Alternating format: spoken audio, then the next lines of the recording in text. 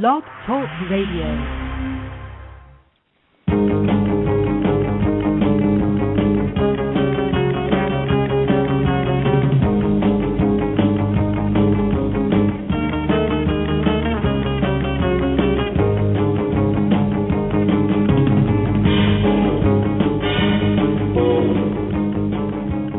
Hello, and welcome to another episode of The Batcave, a series of fast-paced 30-minute political shows aimed at opening the eyes of America to what is currently taking place in our country.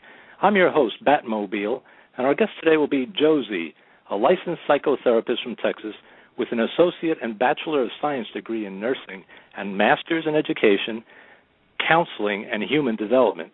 She will be speaking to us about various personality disorders such as antisocial behavior and narcissism, which is being displayed within our culture today, and how it ties into the whole decline of civility and even terrorist behavior. Welcome to the show, Josie. Thank you. It's nice to be here. Okay. The first question is, what do the terms narcissist and antisocial really mean? Well, these are terms defined by the Diagnostic Statistical Manual of Mental Illness, the DSM. They're described as personality disorders. A personality disorder is a type of mental illness that's very rigid and creates dysfunctional and unhealthy patterns of thinking and behavior. There are several, but these two are examples of what is coined as personality disorders. I see. So these people, do they fare well in treatment? Personality disorders are extremely resistant to treatment. Why is that? Well, they're so deeply ingrained in behavior, and people really don't know they have a problem. They think that everyone else has a problem and is sick, and they are the ones who are healthy and normal, for whatever that means. And these folks will seldom seek help unless they're ordered to. You see these people have to come to therapy under a court order, or for some reason that they have a decaying relationship or something is going awry. But they go to therapy with the purpose of fixing a sick partner or someone else. They never come to therapy thinking there's anything wrong with themselves. Can you give us some examples of the types of behavior that one might see from these people? Sure. A narcissist is someone who has a very inflated sense of self-importance. They have a desperate need for attention. They believe that they are superior to others, and they have little or no regard for people's feelings or thoughts at all. They totally lack empathy and are so out of touch with the world around them. And what a narcissist sees in the mirror is his or her ideal, and they see that as their reality. And rather than seek somebody else's reality, your own, for example, they will try to drag you into the looking glass, as it were, that fantasy they've created for themselves. These are people that fantasize a lot about power, success, and attractiveness. They often grossly exaggerate their achievements or talents. They need constant praise and admiration. They believe they're special, and they act that out. They fail to recognize other people's emotions and feelings. They expect others to naturally go along with their ideas and plans, and they take great advantage of other people. They are condescending and express disdain for others. They're very jealous, and they believe that other people are jealous of them. Extremely easy to hurt and reject these people. Some features of narcissistic personality disorder may seem like they're having confidence or strong self-esteem. We all have narcissistic qualities. It's a survival response, but it's not the same. An individual who has a narcissistic personality disorder comes across as conceited, boastful, pretentious. They like to monopolize conversations, patronize or look down on people they see as inferior. The narcissist, that's a hard word to say at times, has a profound sense of entitlement. And when they don't receive the special treatment they think they deserve, they become very impatient or angry, and they can go into rages. They demand on having the best of everything, the best cars, the best clubs, the best medical care, social circles, for instance. It goes on and on. So do you think that these people really have like a low self-esteem, or is it because they're conceited and arrogant? Well, underneath the narcissistic behavior is a very fragile self-esteem. They simply cannot tolerate criticism or even the perception that they are being criticized. a narcissist likely has a secret sense of shame or humiliation. They often self-medicate and fall into addictions to seek comfort from their own anxiety and pain.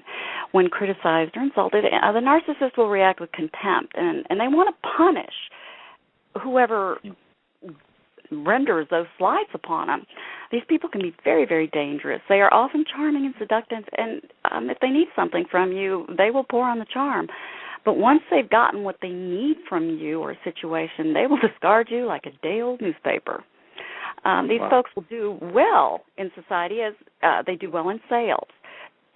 Politics is a magnet for the narcissistic personality. Media, movies, acting, any venue where they can hold center stage. And that's very interesting. By that description, could we say that Barack Obama is a narcissist? Okay, I've never met the man, and I have never had him on my couch. However, watching his behavior over the years, like others have, I think he is. I think that became patently clear to me the day he addressed the country after the assault on Fort Hood. When he got in front of the cameras, he was jovial, he was very animated, and absolutely giddy. He made his call-outs, and he talked about his meetings, and after all of this, kind of an aside, he talked about the tragedy at Hood. In my mind, that was a very telling moment. Okay, so what about the wiener, Anthony? How does he rate? Well, okay, the wiener pegs the meter. I've never had him on my couch, but from his behavior from the beginning to the end of that whole maelstrom, he demonstrated the world of the narcissist. They are very natural liars, and every action or statement is intended to protect that very fragile ego. He has no regard. They have no regard to the people or the relationships they are putting in jeopardy. He almost took us through the looking glass, as it were, into his fantasy world. His lying was so good. He is a master manipulator. And I think through all of this, his resignation statement was very telling when he said he was going to use this time to heal himself. His remorse and sense of sadness really was a function of getting caught and not through his actions and behaviors. Yeah, that seems to be pretty prevalent in politics lately. I mean, couldn't we say that that was a little of what Bill Clinton's way was also? I think so. I think he came on with zeal defending his lack of having sex. I think we could say that. Yeah. All right, let's move on to antisocial behavior. How is that any different?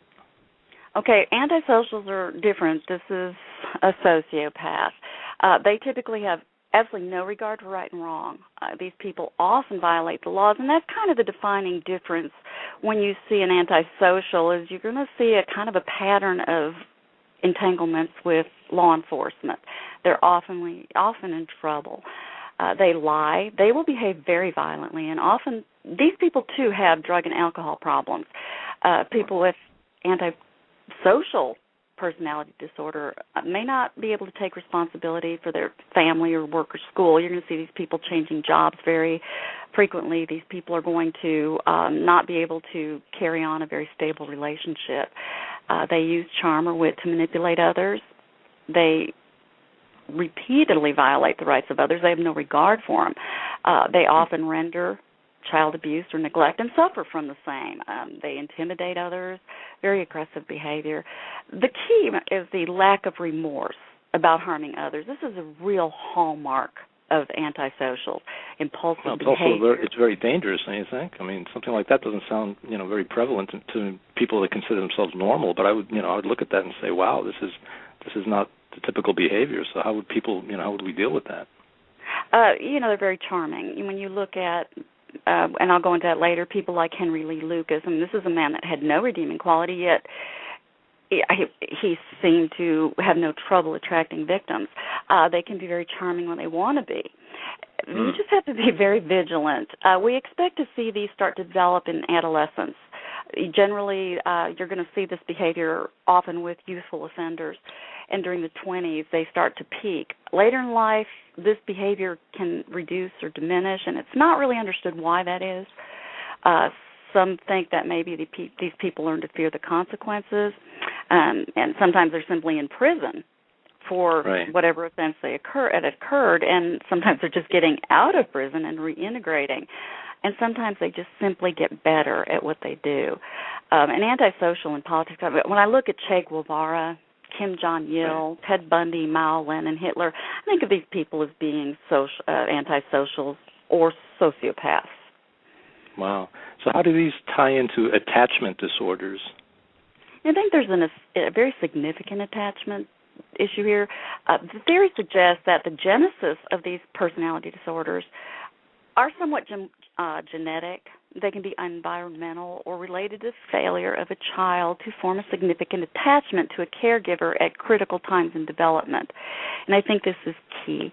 There is a lot of controversy over attachment disorders, but looking at society, our leaders, our culture, it really isn't that hard to make the argument that attachment disorders are becoming one of our core problems with society today. Wow. Does that have something to do with all the support that we see for these radical and violent movements that's taking place today? I think so. In our society, we have come to treat babies as if they're a fashion statement rather than a responsibility. We take very little responsibility for any action, sort of pushing it off onto the government or authorities to monitor or control our movements and our actions. The children go unmothered, and often they're left to aging grandparents and the foster system. The foster system raises so many children, and that is a travesty.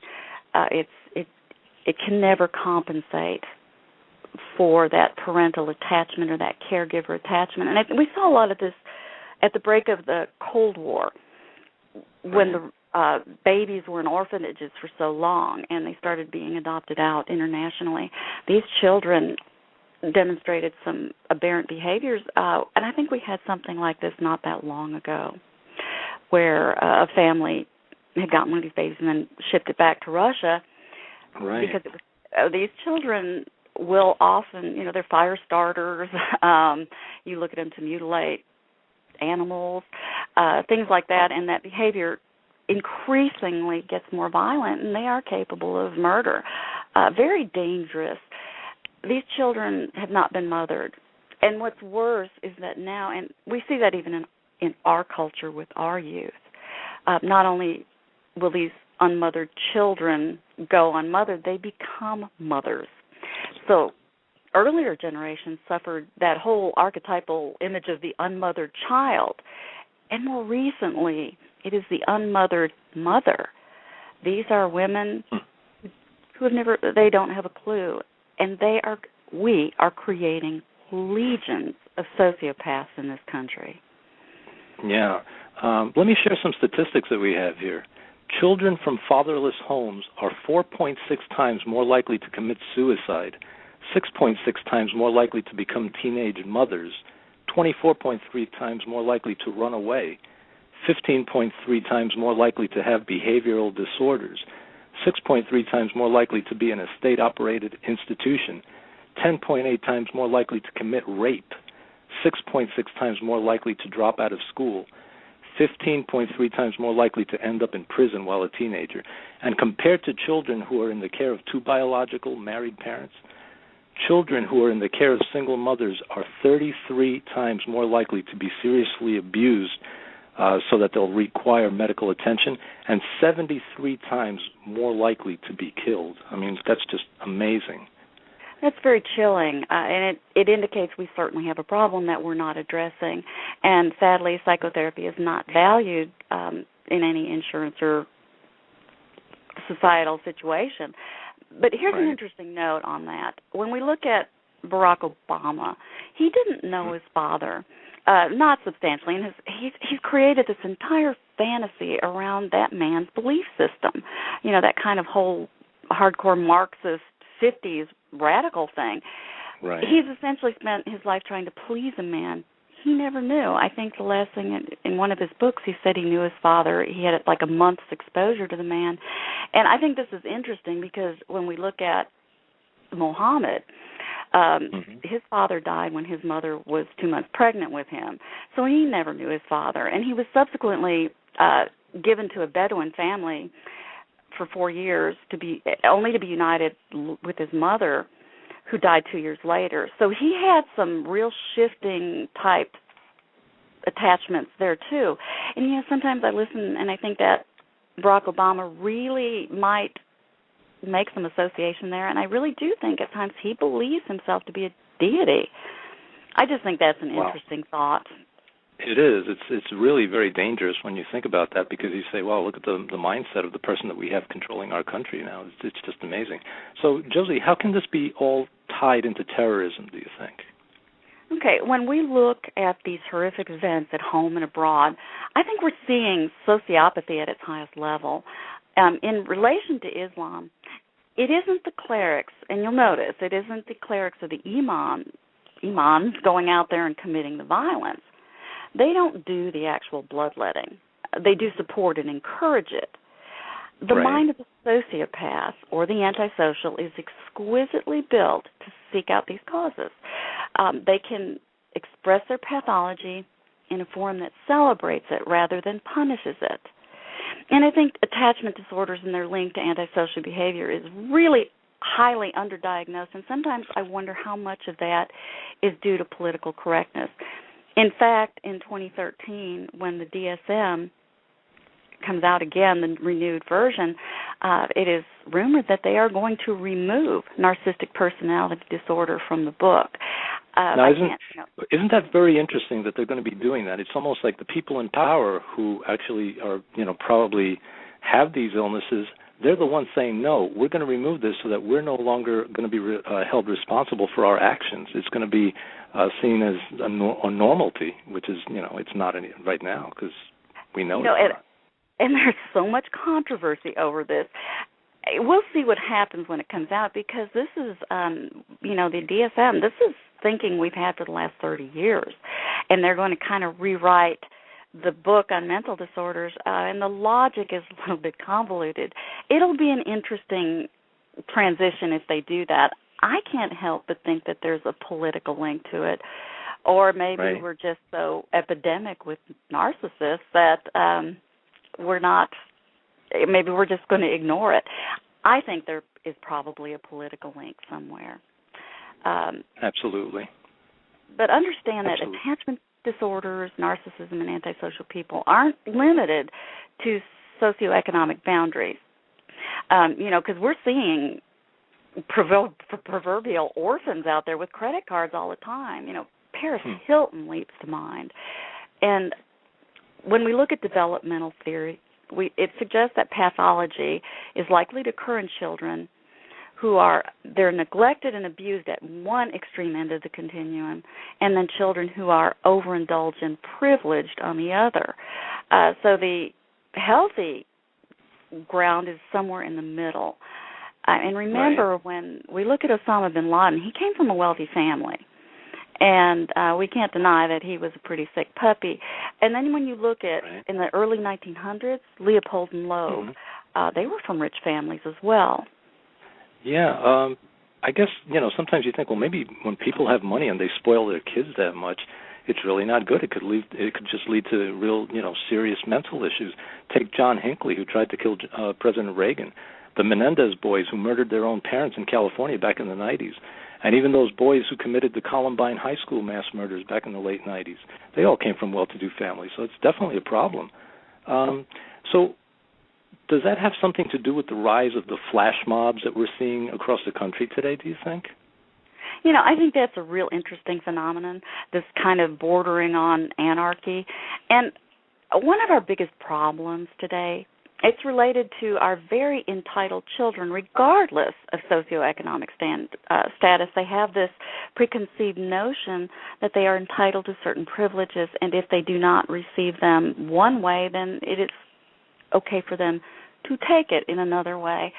And we also have problems with our children simply being bored. They've shifted their focus, and we have, too, as a society, with some expectation related to children not being responsible members of society. You hear people say, well, we just need to let them be children, and I'm not positive what that means. We sort of let them flail about. Well, you know what I think it is. Sometimes it's that self-attention that they're looking for, because, like you're saying, we all have access to YouTube and iPhones and everything else, and you constantly see all these videos with kids beating each other up, and even the parents encouraging it. I mean, this is it's almost like a mental disease that's spreading. Well, it is, and it is because we're condoning it as a society, and I think it's going to be a problem, and we will have to deal with it since we refuse to recognize it in its early stages. It is a problem, and when you look at this is just an observation, and probably not so much related to what I do, but it seems to me this administration heavily manipulates the race tensions. They cause a great deal of derision and that fuel that fire. And in Western society, we've become very narcissistic. Our whole focus has, especially in children, is on the I, me, mine. Look at the marketing, which helps this whole process. We have the iPod, iPhone, iPad, YouTube, MyTube, MySpace, and even Facebook. It's all kind of this, look at me. Aren't I special? And then you add the media component, which has completely desensitized us to violence and even sex. We have an entire generation just poised, some out of boredom, to rebel when they are denied what they think they should have or they desire. And I think we're seeing that entitled violence and gang membership. Therefore, there is the attachment issues too. Children who can't attach within the family unit will seek out that acceptance somewhere and frequently end up in gangs. The flash mobs, and even in those who seek out radical Islam, again, these people are like heat-seeking missiles. They just careen toward a cause where they can feel accepted and celebrated, and their willingness is to harm others. And when these people get into I was just thinking, the manipulation, you're right, these people, if they're weak-minded to start with, and we're seeing all these riots and everything taking place in the Middle East, and we know that they're being manipulated to, through, I guess, services like Facebook, and you figure it's just easy to get these people to say, do you want to get involved, do this, commit this violence over here, and it's for a cause, even though we know it's for a bad cause. But that's how easily these kids can be manipulated, don't you think? Oh, they are. When you sit there and play whatever it is, video game, World at War, and you're just killing, and it does affect neurochemistry, but it desensitizes them, and they keep wanting more and more. That simply is the nature of the beast. And when we look at narcissistic personality disorder, and really the defining crossover is that criminality link. So there was a study done, and they, in the early 1950s, they asked the question, I am an important person, and only 12% of teens aged 14 to 16 agreed with that statement. Wow. That's in the 1950s. Okay, by the late 1980s, that shifted, and 80% of teens agreed with that statement. That I am, and so we've sort of gone right through that arc of wanting to give our children good self-esteem, and then we get into this inflated sense of self-esteem. We sort of shot through that arc, and now we've shifted out of balance again, because almost 7 times as many teens could make that statement, I am an important person. Narcissism is epidemic in our country. And it is arguably one of the entities that is almost completely negative, which is interesting that is the one there are some others, but narcissistic personality disorder is really drawing some controversy because of its impact and its negativity. Just bear in mind, all too often we become victims of these people before we realize what they are. They focus only on themselves and their own gratification and satisfaction. They have no ability to express true empathy, and that's really a sad thing. They never will experience what it feels like from another person's perspective. That really is, when you think about it, that's really sad, because it just shows how the morals have declined in civilization today, in society, and to the point where kids are so selfish and they don't even see it. They don't, and a lot of times we see that they're either getting parental or societal encouragement to be that way. You will notice with the flash mobs, nobody is coming forward and addressing this as a complete antisocial behavior that needs to be stopped. We're amused, we're horrified, but nobody really wants to address that problem, because you know what? It's gonna step on toes, and right. We will deal with it later on a much more violent scale.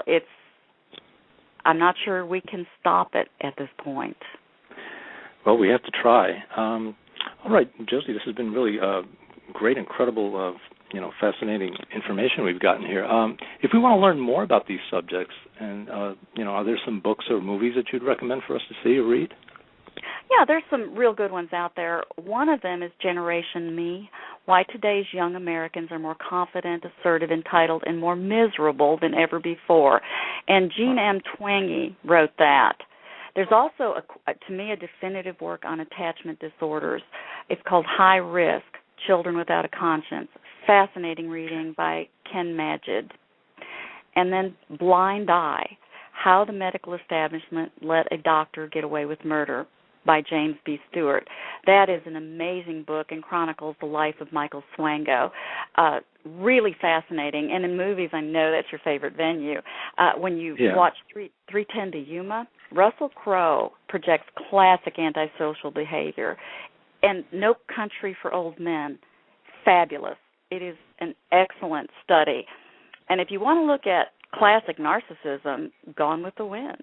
Most of the time, the diagnosis is placed on men, not women, but we see Scarlett as a textbook perfect narcissist. Well, apparently it's been festering through time, so it's not something new if it's in the movies all the way back then, don't you think? It's not new. It's just now running rampant. History always repeats itself. It does. We learn first in tragedy, or second in tragedy, third time in comedy, and we are comical. This is nothing new. It's just accepted, and it wasn't then. Well, I just think that people need to be made aware that this is what's happening, and we're changing as a culture. So, it's great to have a guest like you come on here and discuss what's happening with society, and how we have to basically wake people up and say, look, let's go back to the way it used to be. We've gotten out of control here. Right? I agree with you. And, we need to be vigilant as voters. We need to be responsible as people. This is all going to come right down to personal responsibility. If everybody does a little, nobody has to do a lot.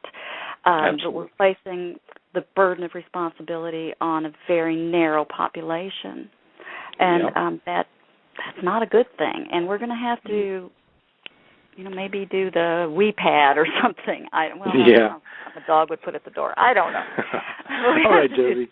Well, we're running out of time, but wow, this has been incredible. Thank you so much for sharing your professional views on the various personality disorders that have taken over society today and how it's affecting our culture. We really appreciate it.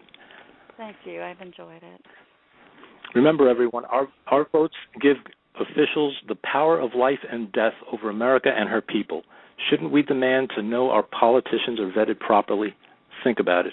Until next time, this is Batmobile thanking you for joining us in the Batcave. God bless.